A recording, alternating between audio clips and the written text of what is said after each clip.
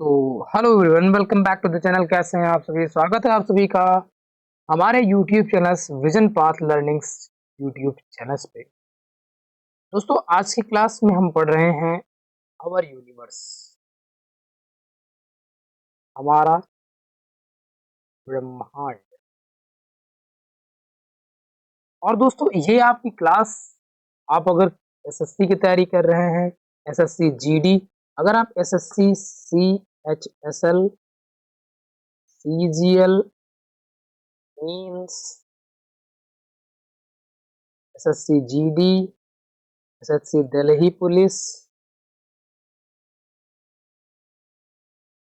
और railway state exams में जैसे कर दे यूपी ट्रिपल एस सी लेखपाल। तो दोस्तों, लेखपाल की वैकेंसी आ चुकी है। इसका नोटिफिकेशन वीडियो हमने बना लिया है, डिस्क्रिप्शन में मिल जाएगा। और अगर आप यूपी होम गार्ड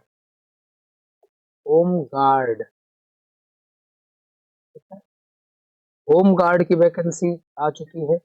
इन सारी एग्जाम की तैयारी अगर आप कर रहे हैं तो ये क्लास आपके लिए बेहतरीन और मोस्ट इम्पोर्टेंट होने वाली। आज की क्लास में दोस्तों हम ज्योग्राफी जो पढ़ रहे हैं, भूगोल जो पढ़ रहे हैं, जियोग्राफी जो हम पढ़ रहे हैं संपूर्ण होगी, संपूर्ण पढ़ेंगे और बिल्कुल फ्री। इसमें सिर्फ और सिर्फ मैं आप लोगों का क्या चाहना चाहता हूं कि बस आप थोड़ा सा सपोर्ट बना कर के चलिए और क्लास को शेयर करिएगा, वीडियो को लाइक करिएगा और ज्यादा से ज्यादा बच्चों को जोड़ने का काम करिएगा। मैं आपको जीके जीएस एकदम माइंड पे उतारूंगा, ट्रिक से होगा, ट्रिक से समझाऊंगा, जैसे भी होगा तैसे भी समझा करके आपको आपकी मंजिल तक पहुंचाने का काम करूंगा। बिना देरी करते हुए करते हैं वीडियो को स्टार्ट। और स्वागत है आप सभी का विजन पाथ लर्निंग्स। ठीक है, चलिए पहले हम बेसिक चीजों के बारे में जानते हैं। बेसिक चीज क्या है दोस्तों? भूगोल। भूगोल क्या डालें? भूगोल। भूगोल दोस्तों क्या है? भूगोल, भूगोल शब्द जो है ये बना किससे है? ग्रीक, ग्रीक भाषा से। ग्रीक भाषा, क्योंकि एक ग्रीक विद्वान थे, ग्रीक विद्वान जिनका क्या नाम था? इरेटोस्थनीज। इस शब्द का पहली बार उन्होंने प्रयोग किया था। पहली बार शब्द का राइटिंग समझ में आ रही दोस्तों? कब किया था इसने? इरेटोस्थनीज। इरेटोस्थनीज। इन्होंने पहली बार भूगोल शब्द का क्या नाम लिया, और ये ग्रीक भाषा के दो शब्दों से मिलकर के बनी है। दो शब्दों से मिलकर बनती है। ग्रीक भाषा के दो शब्दों से मिलकर के बनी है। पहला शब्द क्या है दोस्तों? पहला शब्द है दोस्तों जियो। जियो, जियो मीन्स होता है दोस्तों पृथ्वी। पृथ्वी। दूसरा है ग्राफोस। ग्राफोस का अर्थ होता है वर्णन। क्या होता है? वर्णन। जियो मीन्स पृथ्वी, ग्राफोस माने वर्णन। हमारी जो पृथ्वी है वो एक जियोड की तरह है। कैसे? जियोड की तरह। मैं आपको इसका पिक्चर्स भी दिखाता हूँ।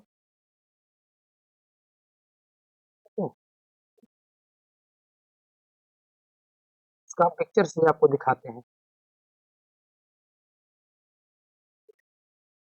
ये दोस्तों हमारी अर्थ जो है ना वो इस तरह की, देखो कहीं पे क्या है, कहीं पे गड्ढे बने हैं तो कहीं पे निकली हुई है। तो हमारी अर्थ का जो आकार है वो किस तरह है? एक जियोड की तरह है।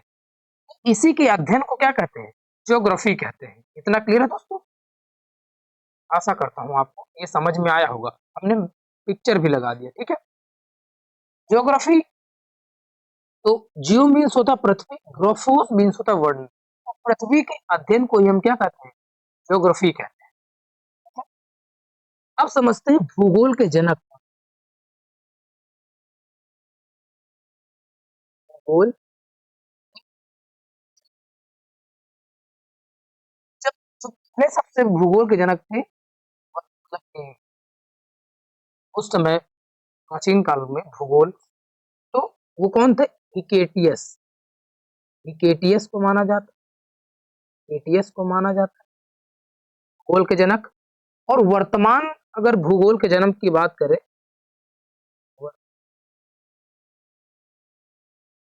भूगोल के जनक वर्तमान भूगोल के जनक कौन है दोस्तों? वर्तमान में भूगोल के जनक हैं अलेक्जेंडर वॉन हामबोल्ट। कौन है? अलेक्जेंडर जेंडर अलेक्जेंडर वॉन बोल्ट।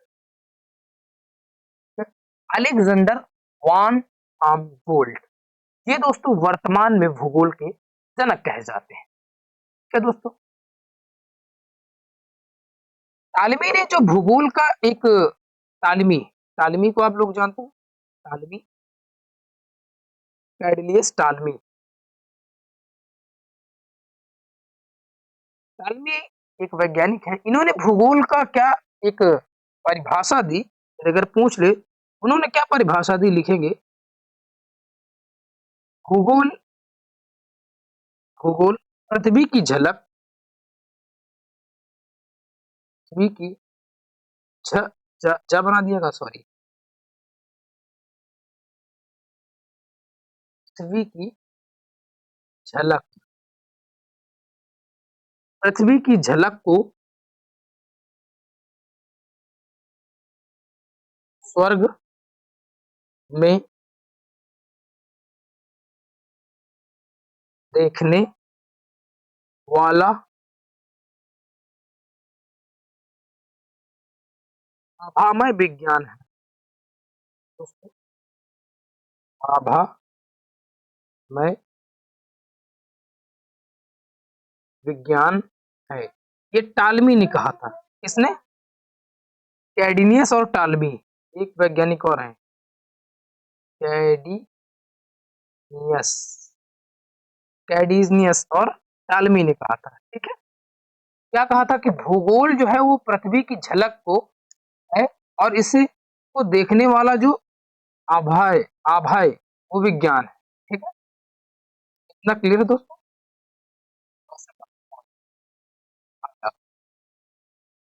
तो भूगोल से हम जियोग्राफी ज्योग्राफी का मतलब होता है पृथ्वी का अध्ययन।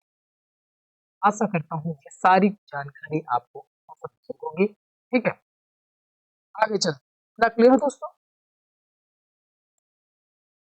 अब समझते हैं ब्रह्मांड। ब्रह्मांड क्या है? क्योंकि दोस्तों हम ज्योग्राफी शुरुआत से पढ़ रहे हैं तो ज्योग्राफी शुरुआत से पढ़ रहे हैं इस वजह से आज हम जो ज्योग्राफी पढ़ेंगे वो ब्रह्मांड से पढ़ेंगे। ब्रह्मांड ब्रह्मांड एक विशाल क्षेत्र है जिसमें आकाश गंगाएं उपग्रह धूमकेतु क्षुद्र ग्रह या गैस की धूल शामिल। अभी हम समझेंगे कि ब्रह्मांड का जन्म कैसे यूनिवर्स यूनिवर्स की वर्ष की क्या क्या फ्यूजन्स हैं क्या क्या थ्योरी हैं और क्या क्या सिद्धांत दिए गए उनके बारे में। ब्रह्मांड का कोई निश्चित आकार ज्ञात सूक्ष्म अणुओं से लेकर महाकाय आकाश गंगाएं गैलेक्सी तक के सम्मिलित रूप को ब्रह्मांड। ये तो रही ब्रह्मांड की बात थी। अगर आपसे कोई पूछ ले ब्रह्मांड क्या है तो आप बड़े आसान शब्दों में बता सकते हैं कि ब्रह्मांड वह विशाल आकाश गंगाएं तारे ग्रह उपग्रह गैसों के धूल को ही हम कहते हैं ब्रह्मांड। इतना समझ में आया दोस्तों? अब यहाँ पर ब्रह्मांड दिख रहा है ये पूरा ब्रह्मांड अब फैला हुआ यहाँ से दिख रहा है कि नहीं दिख रहा? अभी हम इसके बारे में सारी चीजें जानने का प्रयास करें। ठीक है थोड़ा-सा ब्रह्मांड की पढ़ ही रहे हैं तो ब्रह्मांड के और भी कुछ चीज़ों को समझ देखिए, जो ब्रह्मांड की ब्रह्मांड ब्रह्मांड ब्रह्मांड की ब्रह्मांड उत्पत्ति के संबंधित कुछ सिद्धांत भी दिए गए।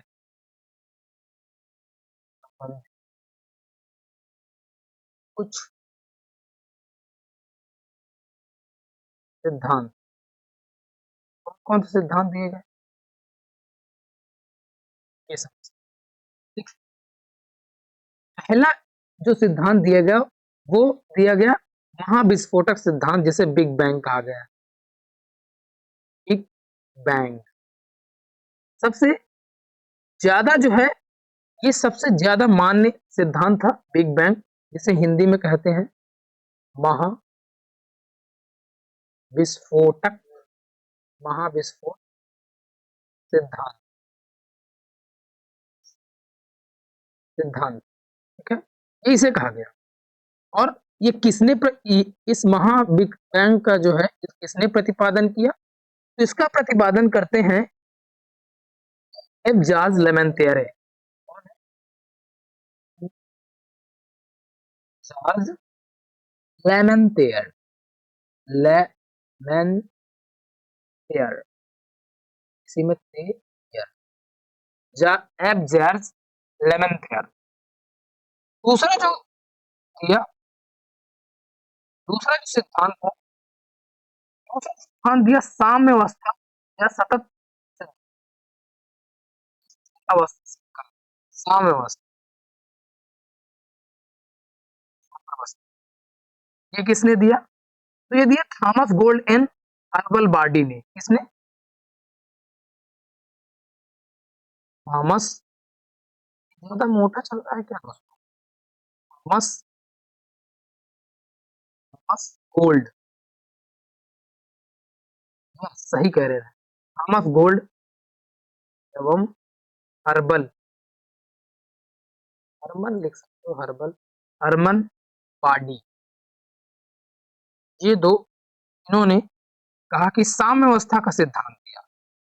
और तीसरा जो सिद्धांत दिया गया वो दिया गया दोलन सिद्धांत। कौन सा? दोलन सिद्धांत।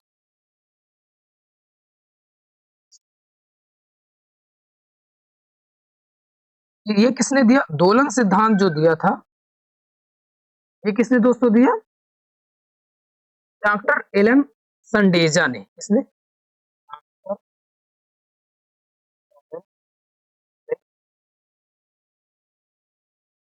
संडेजा। दोलन सिद्धांत किसने दिया? डॉक्टर एलन संडेला।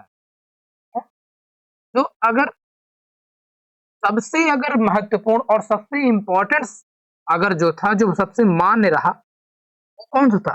Big bang system, big bang सिद्धांत, जाज लेमेंतेरे ने जो दिया था। ठीक है, आइए हम इसी के बारे में समझते हैं और आगे बढ़ते हैं। ब्रह्मांड की उत्पत्ति के संबंध में महाविस्फोट जो था बिग बैंग सबसे ज्यादा मान्य हुआ। बिग बैंग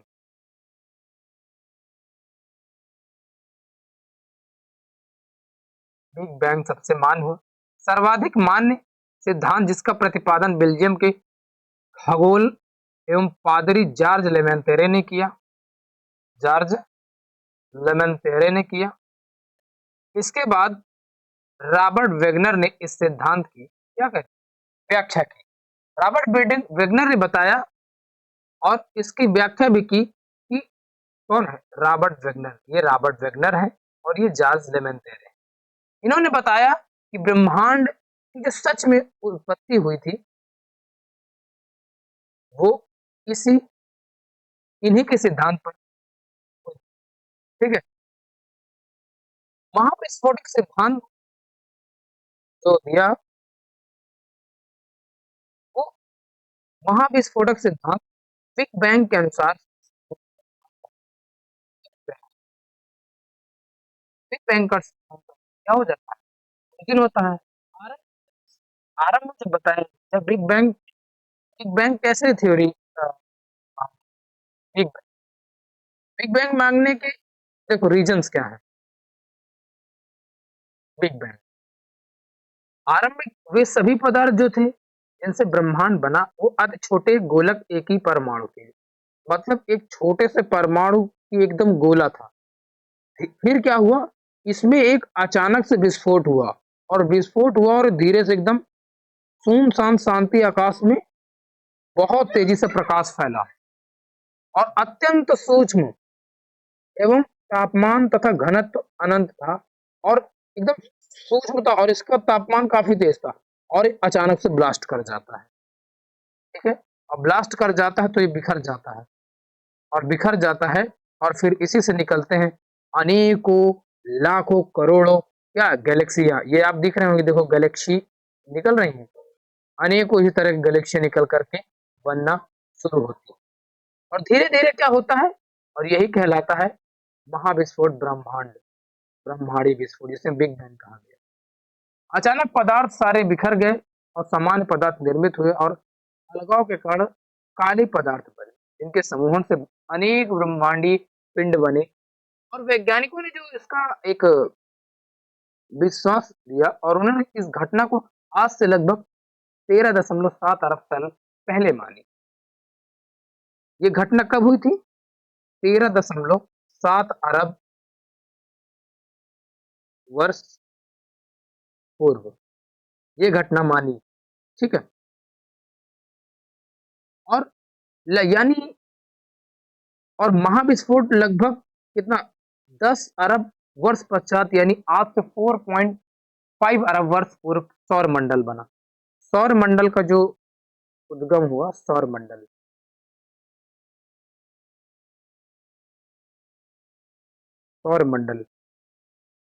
सौर मंडल आज से कितना, 4.5 अरब वर्ष पूर्व बना। कौन? जो हमारा सोलर मंडल। अभी हम सौर मंडल के बारे में पढ़ेंगे, और सौर मंडल की काफी चीजों के बारे में समझेंगे। इतना दोस्तों समझ में आया? इस बिग बैंग की परिघटना से ब्रह्मांड की उत्पत्ति हुई। ये वाला पेन थोड़ा सा लेट में चल रहा है दोस्तों, तो मैं इसे ले लेता हूँ। हुई, और तभी से निरंतर विस्तार जारी है। इसके साक्ष्य के रूप में आकाश गंगाओं के बीच बढ़ती दूरी का साक्ष्य दिया जाता है। नासा ने साल 2001 में MAP माइक्रो एनिस्ट्रॉफी प्रोब नामक अनुसंधान में भी इसकी पुष्टि की। इतना क्लियर है? तो ये जो सारी ये सिद्धांत इसलिए सिद्ध हो पाया कि ये बिग बैंग थ्योरी के अकॉर्डिंग ही सिद्ध हो पाया। ठीक है, और जब ये स्थिति घटित हुई तो देखिए, ये छोटी सी आपको ये प्रकाश दिख रहा होगा, ये छोटा सा प्रकाशी गैसीय गोला था, और ये ब्लास्ट कर जाता है। तो जब इन्फ्लेशन होता है, और इन्फ्लेशन में सूक्ष्म तरंगे जो बिग बैंग के लगभग इकाई दहाई सैकड़ा, मतलब कि 40 लाख वर्ष बाद ये घटना घटी। मतलब ये जो आपको दिख रहा होगा, ये वाला पॉइंट धीरे धीरे विकसित हुआ, धीरे धीरे विकसित हुआ। इनमें कई साल, कई ईयर्स लगे, कई, और फिर धीरे धीरे आकाश गंगाएं बनना स्टार्ट होती हैं, और इस तरह हमारे ब्रह्मांड का धीरे धीरे क्या हुआ, सृजन होना शुरू हुआ। और फिर तारे बने, तारों में अपने अपने छोटे छोटे ग्रह बने, और ग्रह बने, और उन्हीं पर फिर मानव जीवन का और जीवन की उत्पत्ति हुई। तो ऐसे आकाश गंगा जो थी हमारे बिग बैंग, ऐसे निर्माण हुआ। अच्छा, वैसे तो हमारी ब्रह्मांड में, हमारा ब्रह्मांड कैसा, सर्पिलाकार है। ऐसा है, सर्पिलाकार, ऐसे ऐसे ऐसे, मतलब कई लेयर, जैसे ब्रेड नहीं होता, ब्रेड के ऊपर ब्रेड, ब्रेड के ऊपर ब्रेड, ब्रेड के ऊपर ब्रेड। तो ऐसे ही हमारा ब्रह्मांड का एक सर्पिलाकार है, सर्पिलाकार। और इसी सर्पिलाकार में क्या चीजें छिपी हुई है, यहीं पे स्टार्स हैं, अनेकों स्टार्स, बहुत सारे तारे हैं। ठीक है, अभी देखो मैं आपको एक गैलेक्सी दिखाता हूँ, कहाँ गई गैलेक्सी, जैसे ये, चलो ये फॉर्मेशन समझते हैं। ये जो स्थिति थी बिग बैंग की टाइम पे थी, जब इसके बाद बिग बैंग इसमें विस्फोट होता है तो धीरे धीरे इन और फिर धीरे धीरे निर्माण होते होते हम यहाँ पहुंचते। ये काफी लंबा एक समय अंतराल रहा बिग बैंग थ्योरी जॉर्ज लेमेंटेरे ने, काफी लंबा, छोटा मोटा इसमें वो नहीं था। ठीक है, जॉर्ज लेमेंटेरे ये हैं और रॉबर्ट वेगनर ये हैं। क्लियर है दोस्तों? आगे बढ़ते। ब्रह्मांड के निरंतर विस्तारण के साक्ष्य जुटाने में जो किया वो एडमिन हब्बल का ही था। एडमिन एक नामक हब्बल जो टेलीस्कोप था, इसने पुष्टि की कि जो हमारा ब्रह्मांड है वो आज भी बढ़ रहा है, धीरे धीरे बढ़ता ही रहेगा। और एक दिन ऐसा समय आएगा, क्या समय आएगा कि शायद ये अगर फटा था फूटा था तो सिकुड़ भी सकता है। वैसे सिकुड़ने का मतलब जुड़ने का, उस तरह छोटा बनने का कोई ऐसा जगह नहीं है, क्योंकि धीरे धीरे ब्रह्मांड अभी भी क्या हो रहा है, बढ़ रहा है। ब्रह्मांड छोटा सा था लेकिन धीरे धीरे बढ़ रहा है। जो भी गैलेक्सियां थी वो अब धीरे धीरे क्या हो रही है, बढ़ रही है। ठीक है, ब्रह्मांड के निरंतर विस्तारण के साक्ष्य रूप में अंतरिक्ष में सूक्ष्म तरंगों से उपस्थित पता चलना, अंतरिक्ष में रेडशिफ्ट परिघटना का अवलोकन तथा आधुनिक अध्ययन में सुपरनोवा अंतरिक्ष विस्फोट में होना भी विस्तार के रूप में माना जाता है। हम अभी सुपरनोवा और भी बहुत सारी घटनाओं के बारे में जानेंगे जो कि अंतरिक्ष में घटती हैं, कैसे तारा बनता है, कैसे तारा टूटता है और तारा टूटने के बाद क्या क्या चीजों पर बनता है।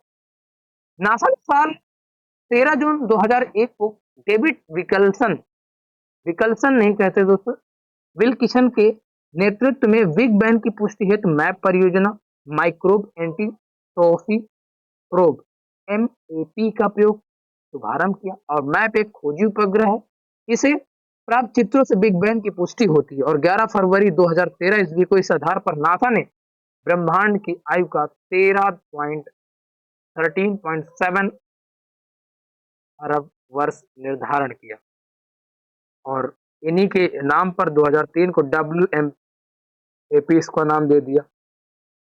इतना दोस्तों क्लियर है? आइए अब समझते हैं कि जो स्टार्स होते हैं, स्टार मेकिंग,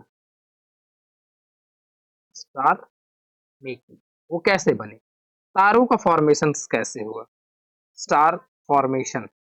देखिए, शुरुआत में जो नेबुला होती है, ये जो क्या है, निहारिका है, तो यह एक गैसीय बादल है। छोटे छोटे इसमें क्या है दोस्तों, ये एक गैसीय बादल है, छोटे छोटे छोटे छोटे छोटे छोटे छोटे छोटे छोटे छोटे छोटे छोटे गैसों का बादल होता है निहारिका, जब स्टार की फॉर्मेशन होती है। ठीक है, छोटे छोटे शुरुआत में ये बादल होते हैं, जैसे ये, इसमें क्या है, सिर्फ आपको बादल का धुंधला सन दिख रहा होगा। तो शुरुआत में एक डस्ट होती है, क्या होती है, डस्ट होती है। और फिर इसके बाद क्या होता है, इसमें रिएक्शन शुरू होना होते हैं। वो जो बादल निहारिका होते हैं, यहां पढ़ेंगे, यह एक ब्राह्मणी नर्सरी है जहां तारों का जन्म होता है। निहारिका, यहां से तारों, निहारिका में धूल और गैसों का एक बादल होता है।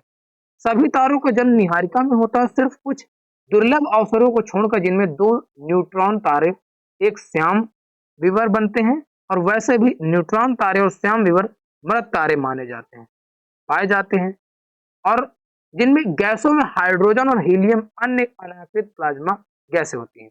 देखिए, जब सूर्य बनना स्टार्ट होता है, स्टार बनना स्टार्ट होता है, तो इनमें क्या होता है, ये पहले गैस के गोले धीरे धीरे क्या होते हैं, एक सूर्य का निर्माण होता है। ठीक है, ये सूर्य का निर्माण कर लेता है।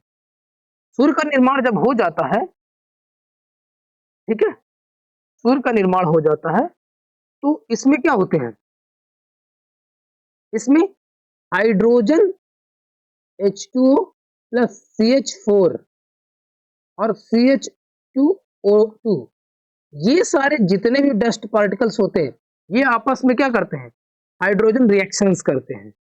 हाइड्रोजन प्लस हीलियम, ये दोनों मिलकर के न्यूक्लियर फ्यूजन्स करते हैं और इसके अंदर फिर प्लाज्मिक रूप बनना शुरू हो जाता है, ठीक है, और फिर ये प्लाज्मा में बदल जाते हैं, ठीक है दोस्तों। और हमारा जो सन है, अवर सूर्य, अभी अपने सन के बारे में पढ़ेंगे। जो कोई भी अगर तारा होगा, कोई भी स्टार्स होगा, उसकी लाइफ कितनी होगी? 10 करोड़ ईयर, 10 करोड़ साल। कितनी? 10 करोड़ साल, ठीक है, 10 करोड़ साल।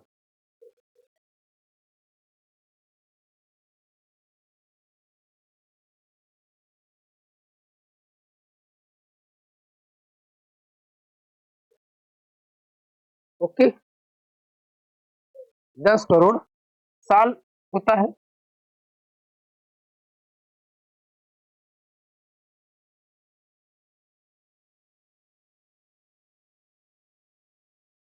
और फिर इसके बाद जब तारा 10 करोड़ कंप्लीट कर लेगा, तो ये बनेगा क्या? लाल दानव। क्या बनेगा? लाल दानव। और लाल दानव जब स्टार टूटता है, तो तारा टूटता है, तो दो स्टेज में बढ़ जाता है। कौन से?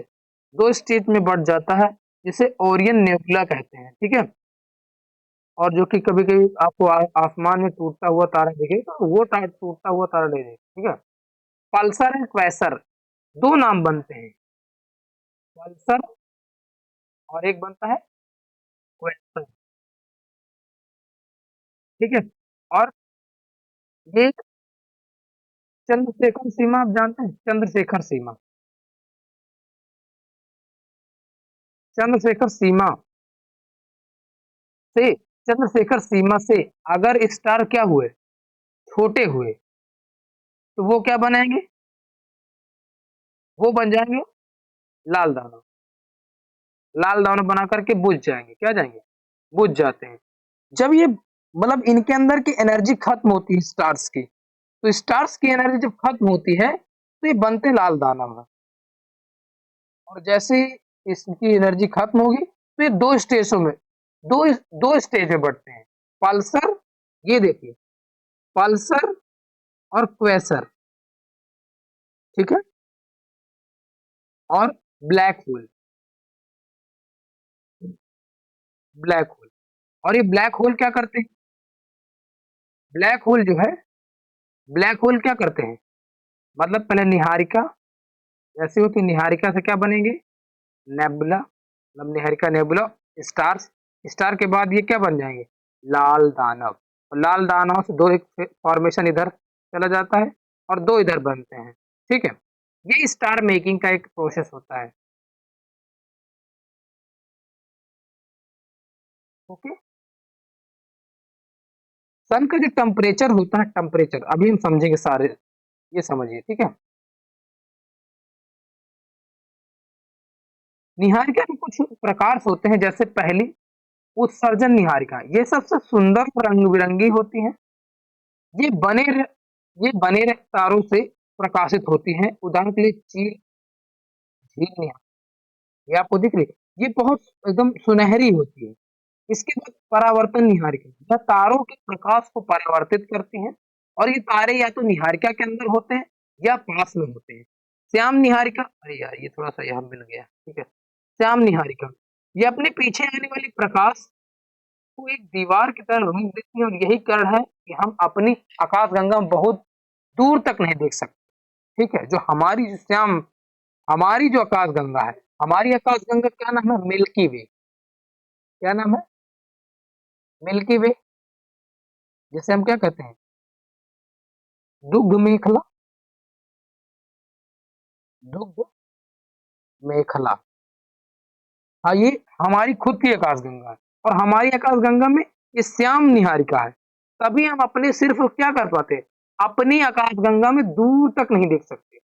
और ग्रही निहारिका है, इसका निर्माण उस वक्त होता है जब क्या होता है? ये परावर्तन, ये होता है, सॉरी, ये वाली श्याम निहारिका, मैंने इसको बता दिया क्या? सॉरी, सॉरी स्टूडेंट्स, ये परावर्तनी है, ठीक है। तो श्याम निहारिका कौन सी है? ये वाली है, ठीक है। अब आते हैं ग्रही निहारिका, इसका निर्माण उस वक्त होता है जब एक सामान्य तारा एक लाल दानव तारे में बदलकर अपनी बाहरी तारों उत्सर्जित कर देता है। इसी वजह से इनका आकार गोल होता है, ये गोल होता है। देख रहे हैं दोस्तों, तो ये है ग्रही निहारिकाएं। ठीक है दोस्तों, इतना समझ में आएंगे दोस्तों, आशा करता हूं समझ में आया। ठीक है,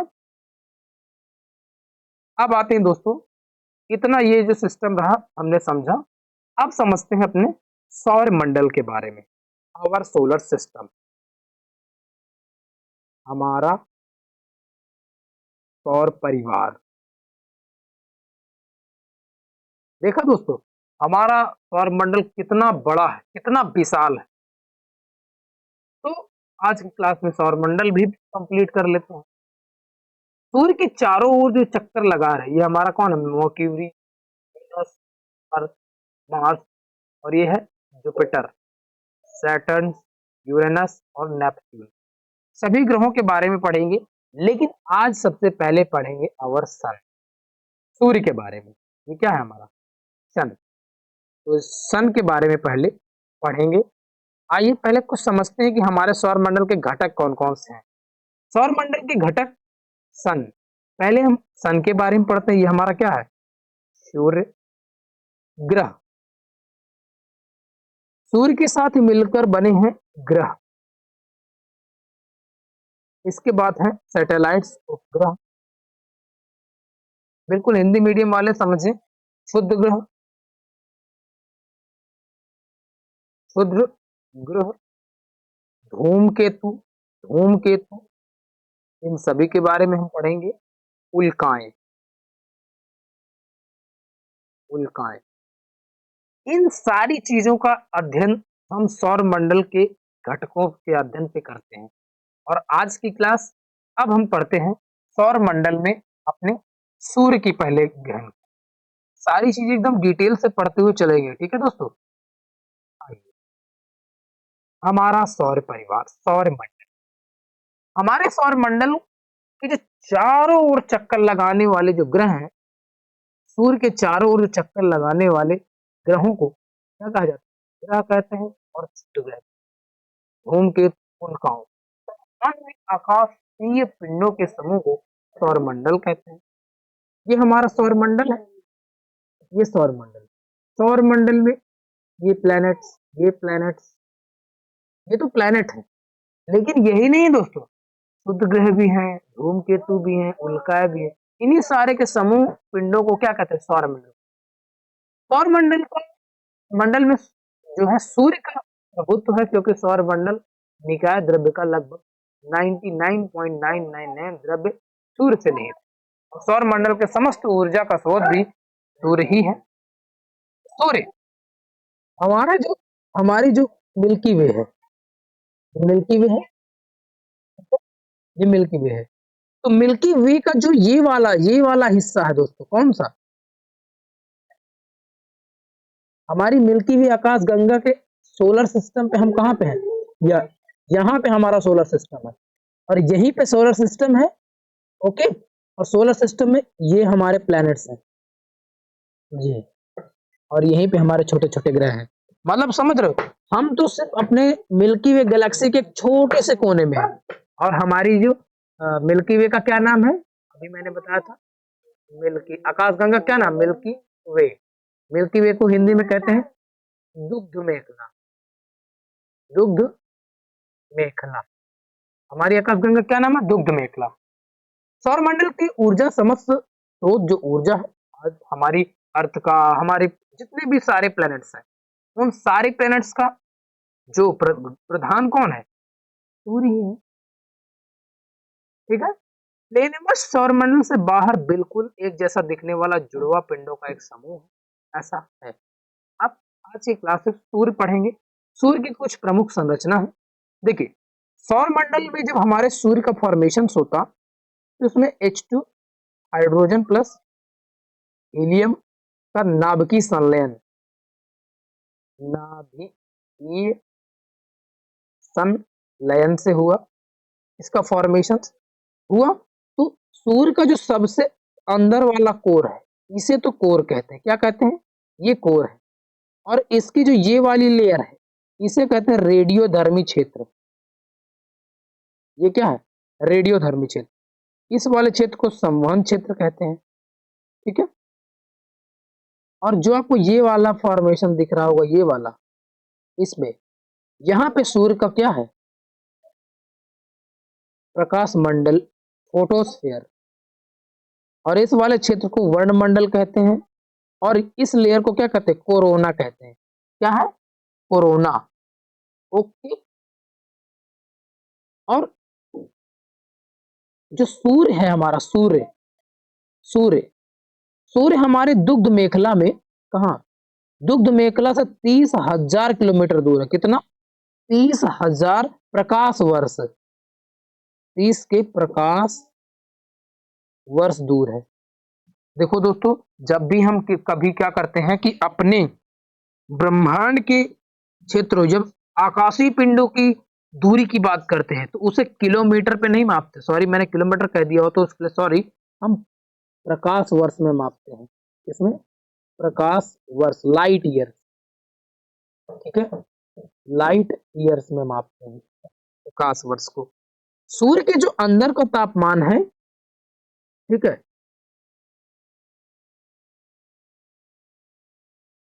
और जो हमारा सूर्य है, ये जो सूर्य है, अभी सूर्य के बारे में और पढ़ेंगे।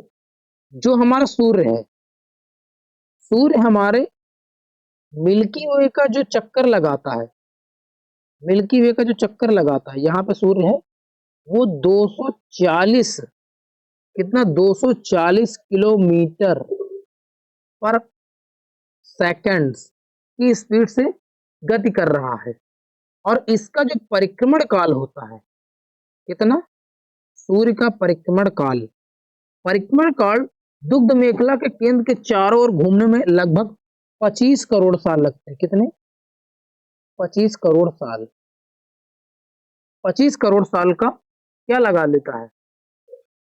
लगभग 250 मिलियन ईयर्स। और 25 करोड़ साल मतलब 250 मिलियन, 250 मिलियन ईयर्स सभी लगेंगे। ठीक है, जिसे क्या कहा जाता है? एक ब्रह्मांड वर्ष कहा जाता है। क्या कहते हैं? इसे हम ब्रह्मांड वर्ष कहते हैं। ब्रह्मांड वर्ष, यूनिवर्स ईयर कहा जाता है। ठीक है। सूर्य अपने अक्ष में पूर्व से पश्चिम की ओर घूमता है। सूर्य की जो घूमने की अक्ष है, सूर्य जो है अपने अक्ष में पूर्व से पश्चिम की ओर घूमता है। सूर्य अपने अक्ष में पूर्व से पश्चिम की ओर घूमता है। और इसका मध्य भाग 25 दिनों में ध्रुवीय, इसका जो मध्य भाग है ना दोस्तों, मध्य भाग, सारी चीजें समझ लो आज। मध्य भाग किसका? सूर्य का। वो कितने दिन? 25 दिनों। और इसका ध्रुवीय भाग 35 दिनों में एक घूर्णन पूरा करता है। और इसका क्या लिख दें? ध्रुवीय, ध्रुवीय भाग। कितना? सॉरी, 35 दिनों में पूरा करता है। ठीक है दोस्तों, 35 दिनों में पूरा कर लेता है। और सूर्य में हाइड्रोजन की मात्रा क्या है? सूर्य में हाइड्रोजन की मात्रा, कर गया क्या? आराम से, आराम से काम करेगा। Okay okay okay okay okay. अक्सर हैंग करता है। ठीक है, धीरे धीरे धीरे धीरे यूज। ठीक है। जो कोरोना है, इसका टेम्परेचर 6000 डिग्री सेल्सियस है, कोरोना का। और इनमें हाइड्रोजन की मात्रा कितनी है? हाइड्रोजन, हाँ, तो ले लिया जाए क्या?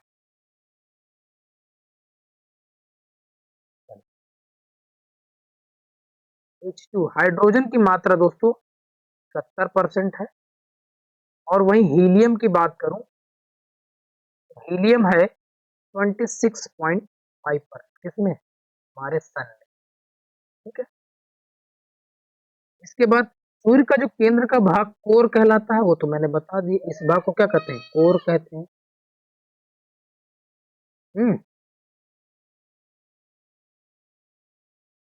बाहरी सतह का तो तापमान मैंने बताया ना, बाहरी सतह का तापमान 6000 डिग्री टेम्परेचर होता है। ये हमारा बाहरी सतह है, बाहरी सतह, इसका 6000 डिग्री सेल्सियस तापमान होता है। इतना दोस्तों क्लियर है?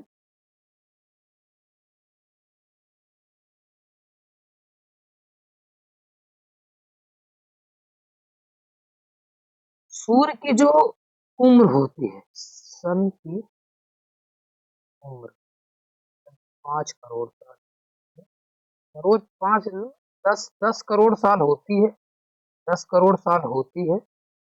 कोई भी तारा है, कोई भी स्टार है, कोई भी स्टार,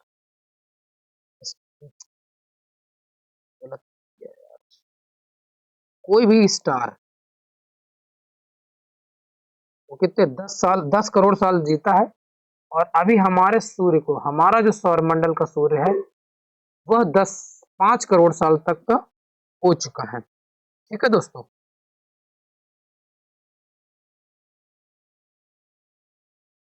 और कुछ चीज, और अभी भी जो सूर्य जो है ना, अभी भी सूर्य भविष्य में 10.11 वर्ष तक ऊर्जा देता रहेगा। ठीक है।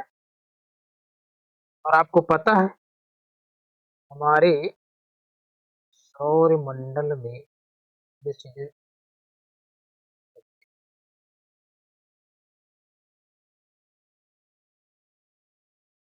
इसको इरेज कर,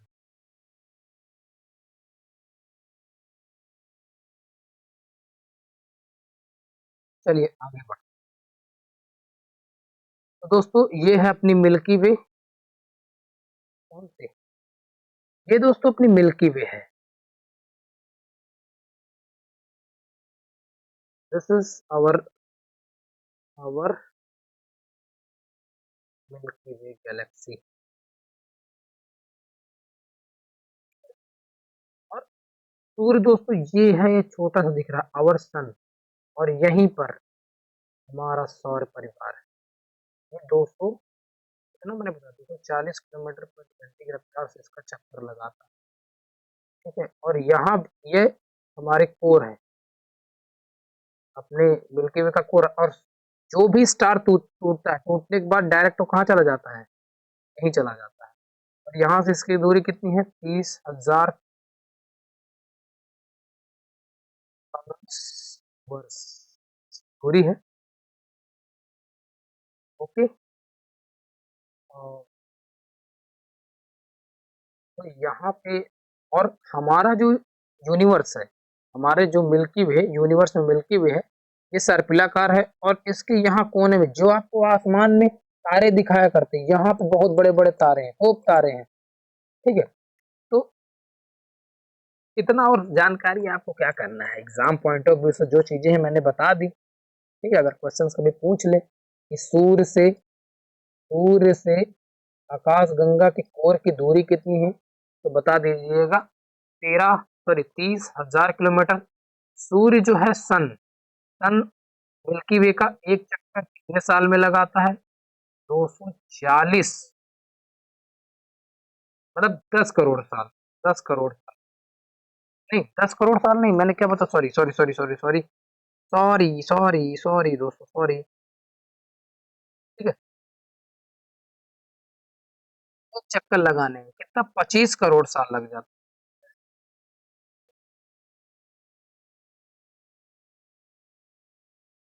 25 करोड़। ओके।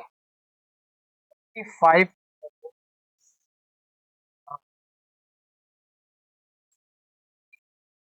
सूर्य सूर्य की सूर्य की उम्र कितनी है? 10 करोड़। समझ रहे हो? लगा पाएगा? हाँ। सूर्य की कुछ चीजों को समझते हैं, ये तो आपको पता है, कोर है, इंटरनल स्ट्रक्चर। वाले क्षेत्र को क्या कहते हैं?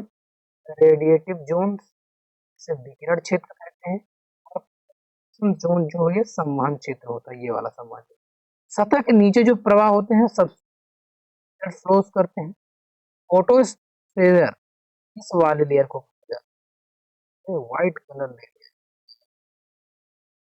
और सौर कलम, ये जो आपको छोटे छोटे धब्बे दिखेंगे यही सौर कलर है और ये ज्वाला होती है। और यही ज्वाला कभी कभी कहाँ तक, हमारे अर्थ तक पहुंच जाती है। अभी बताऊंगा वो क्या होते हैं, सौर किरीट, एटमॉस्फेयर। और ये होती है कोरोना, और इस कोरोना का जो टेम्परेचर होता है 6000 डिग्री सेल्सियस होता है। और ये प्रभामंडल है कोरोना होल्स और सौर ज्वाला। ये जो आपको यहाँ पे निकली हुई, यहाँ से लपट निकलती है, जैसे आग में लपट निकलती है तो वैसे सूर्य में भी लपट निकलती है। यही कभी कभी तो अर्थ के कम्युनिकेशन जो होते हैं उनको डैमेज करती है। ठीक है दोस्तों, आगे बढ़ते हैं। ये जो सारी चीजें हैं इसमें लिखी हैं, सुना दूं। सूर्य,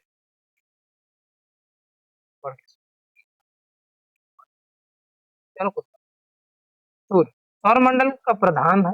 यह हमारी मंदाकिनी आकाश गंगा के केंद्र में 30,000 प्रकाश वर्ष की दूरी पर एक कोने में स्थित है।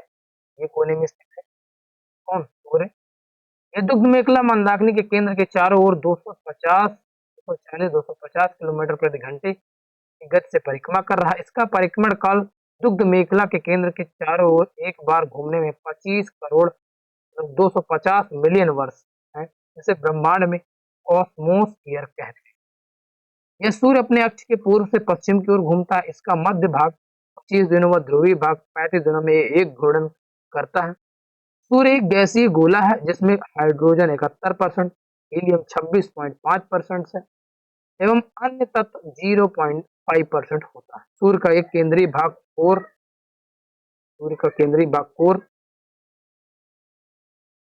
कहलाता है। इसका तापमान 1.5 इंटू 1 × 10⁷ डिग्री टेम्परेचर होता है। सूर्य के बाहरी सतह का तापमान 6000 डिग्री टेम्परेचर, जिसे क्या कहते हैं? कोरोना, कोरोना कहते हैं। ठीक है दोस्तों, स्पेस ने बताया कि 107 डिग्री टेम्परेचर, 107 नहीं दोस्तों, 10⁻7 है, 7 डिग्री सेल्सियस ताप पर सूर्य केंद्र पर 4 हाइड्रोजन नाभिकीय मिलकर एक हीलियम नाभिकीय निर्माण होता है। अर्थात सूर्य के केंद्र पर नाभिकीय संलयन होता है जो सूर्य की ऊर्जा देता है। सूर्य का ऊर्जा का स्रोत कौन है? फोटोस्फीयर, मैंने बता दिया है। सूर्य किरण, मुकुट, सारी चीजें हो चुकी हैं। ठीक है, आइए भविष्य में सूर्य की ऊर्जा देते रहने का समय है वो 10 वर्ष। 10 वर्ष तक ऊर्जा समय देता है। और यही सूर्य नहीं, कोई भी सूर्य भविष्य में जो ऊर्जा देता है वो कब तक देगा? 10 करोड़, 10 वर्ष, 10 वर्ष, 10 करोड़ होगा, 10 करोड़ साल। ठीक है, 10 × 10⁻11 ये है, 10 × 11। सूर्य के प्रकाश को पृथ्वी तक पहुंचने में 8 मिनट 16.6 सेकंड लगता है। सौर ज्वाला उत्तरी ध्रुव में ऑरोरा बोरियोलिस, ये जो आपको दिख रहा है यही है दोस्तों, ऑरोरा बोरियोलिस। कभी कभी क्या होता है, सूर्य से कुछ सोलर वेव्स निकलती हैं और यही सोलर वेव्स क्या करती हैं? सूर्य के इन ध्रुवों में घुसती हैं, यहाँ से घुसती हैं और टकरा करके कभी वापस जाती, कभी आगे जाती। तो यही जो है ना, अर्थ के जो सैटेलाइट्स होते हैं, जो ह्यूमन मेड सैटेलाइट्स होते हैं, वहां पर जाकर के कम्युनिकेशंस को क्या करते हैं? डैमेज करते हैं। ओके, दक्षिणी ध्रुव पर ऑरोरा ऑस्ट्रेलिस कहा जाता है। उत्तरी ध्रुव पर होता है, अरे यार इसको थोड़ा सा इरेज करके मुझे बताना पड़ेगा, इंपॉर्टेंस है। देखो आपको मैं बता दूं, कहाँ कोने में बता दूं? ठीक है, देखो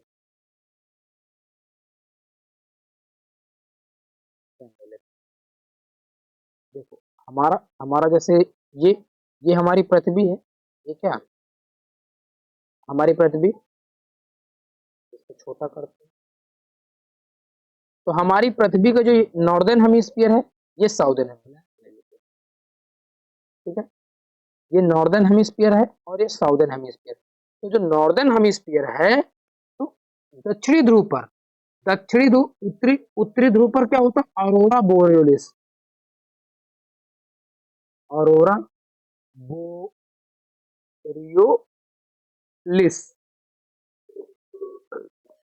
ओ सॉरी, दक्षिणी ध्रुव पर ऑरोरा ऑस्ट्रेलिस, ऑरोरा ऑस्ट्रो ऑस्ट्रोलिस, ठीक है। ये परिघटना घटित होती है।